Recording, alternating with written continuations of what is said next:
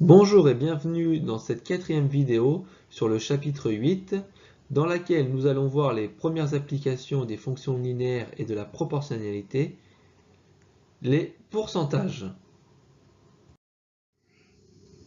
Quatrième partie du cours, application 1, pourcentage.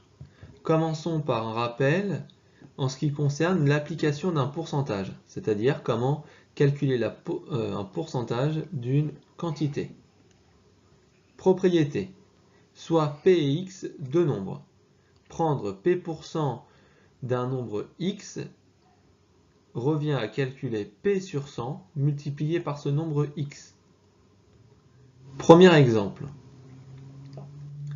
Pour prendre 20% de 150, je calcule 20 sur 100 multiplié par 150, ce qui me donne 30.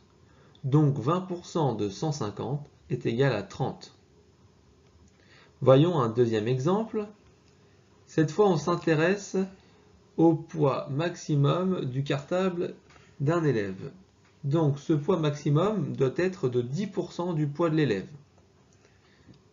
Donc ce qui veut dire que le poids maximum dépend du poids de l'élève. On peut donc considérer le poids maximum raisonnable du cartable comme une fonction linéaire qu'on va noter C en fonction du poids de l'élève X. Donc, je dois avoir 10% de X. Ce qui me donne C de X qui est égal à 10 sur 100 fois X. En simplifiant, j'obtiens 1 dixième de X.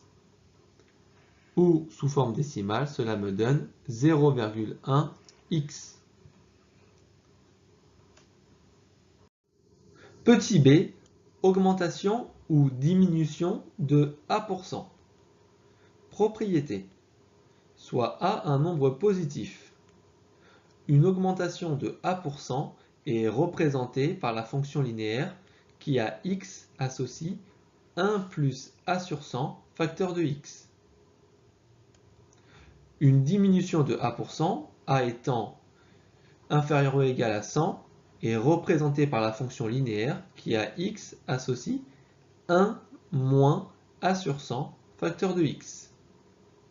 Alors, un moyen pour vous aider à retenir, une augmentation c'est plus grand, donc j'ai un plus, alors qu'une diminution c'est plus petit, c'est moins grand, donc j'ai un moins. Un petit moyen qui vous aidera peut-être à retenir les deux formules, sachant qu'elles sont quasiment identiques, sauf que pour une augmentation, j'ai 1 plus A sur 100, alors que pour une diminution, j'ai 1 moins A sur 100. Le coefficient de la fonction linéaire n'est pas le même. Alors, illustrons les formules précédentes par un exemple. Après les fêtes de fin d'année, un chocolatier propose une promotion à ses clients. Pour chaque commande, il ajoute gratuitement 15% du poids de chocolat commandé. Donc j'ai 15% en plus,